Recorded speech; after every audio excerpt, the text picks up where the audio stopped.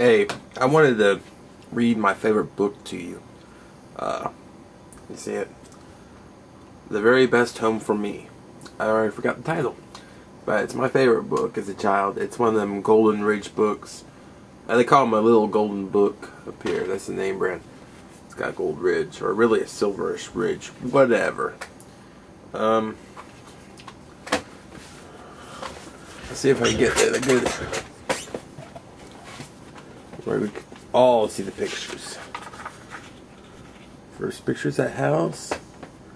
And it says, once upon a time in a small house deep in the woods lived a lively family of animals. And you can see them doing yard work like slaves. Love the illustrations in this book. There were Miss Kitty and Mr. Pup, Brown Bunny, Little Chick, Fluffy Squirrel, Pokey Turtle, and Tweeterbird. Each had his little chest and his little bed and chair. They took turns cooking on their little kitchen stove.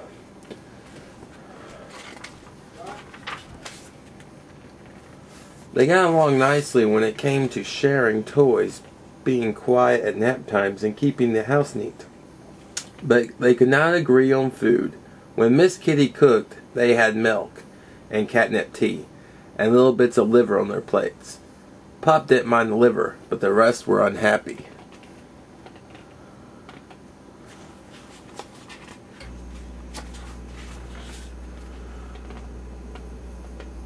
They didn't like any better the bones Pup served them in his turn, nor Bunny's carrot dinners, or Tweeter's tasty worms, or Turtle's ants' eggs, or Squirrel's nuts. When Bunny fixed the meals, she arranged lettuce leaves and carrot nibbles with artistic taste, but only Tweeterbird would eat any of them. And when Tweeter served worms and crisp, chewy seeds, only Little Chick would eat them. There's alliances forming, people. And Little Chick liked bugs and beetles even better. Pokey Turtle would nibble at them, but what he really hungered for were tasty ants' eggs. Fluffy Squirrel, pictured here, wanted nuts and nuts and nuts. Without his sharp teeth and his firm paws, the others would not get a nibble from a nut, so they all were hungry when Fluffy got the meals. Finally, they all knew something must be done. They gathered around the fire one cool and cozy evening and talked things over.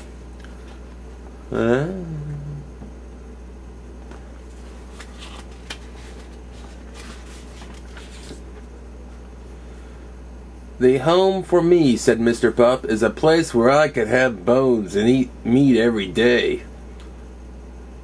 I want milk and liver instead of bugs and seeds, said Miss Kitty. Nuts for me, said homosexual squirrel. No, said Squirrel. Ant eggs, yawned Turtle. Crispy lettuce, whispered Bunny. A stalk of seeds, dreamed Bird. And some worms make a home for me. Alright. New homes are what we need, said Mr. Pup, and everyone agreed. So next morning they packed their little satchels and they said their fond goodbyes. Squirrel waved goodbye to them all, for he had decided to stay in the house in the woods. And he's waving, and they're all packing up.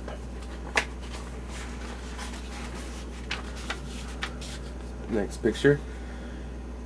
He started right in to gather nuts. Soon there were nuts in the kitchen stove, nuts in the cupboards, nuts piled up in all the empty beds. There were scarcely room for that happy little squirrel. There he is in the bed. Nuts are everywhere. It's a nutty world. And then you got the rabbit. The others hopped along until they came to a garden with rows and rows of tasty growing things. Here's the home for me, said bright-eyed Brown Bunny, and she settled down there at the roots of a big tree. I love the illustrations in this. They're so neat. I think it's one of my favorite pages right here. Little Chick found a yard full of lovely, scratchy gravel where lived all kinds of crispy, crunchy bugs. Here I stay, chirped Chick, squeezing under the fence to join the other chickens there. Careful, buddy. Might end up in the Colonel's original recipe. I like the turtle, the character, the best, I think. Because he's like old and wise and slow, like all turtles. There he is. Pokey Turtle found a pond with a lovely log for napping.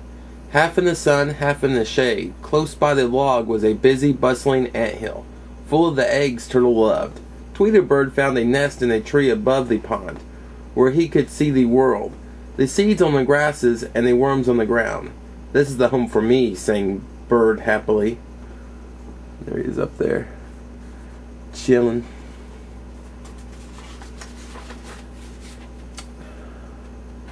Miss Kitty went on till she came to a house where a little girl welcomed her. "Here's a bowl of milk for you, Miss Kitty," said the little girl, "and a ball of yarn to play with." So Miss Kitty settled down in her new home with a purr. And Mr. Pup found a boy in the house next door. The boy had a bone and some meat for Pup, a bed for him to sleep in, and a handsome collar to wear. "Bow wow," barked Pup. "This is the home for me." And the very end, it's the last page, it's just a picture of the houses. That night each one said, as he went to sleep, "At last I found the best of home of all, the very best home for me."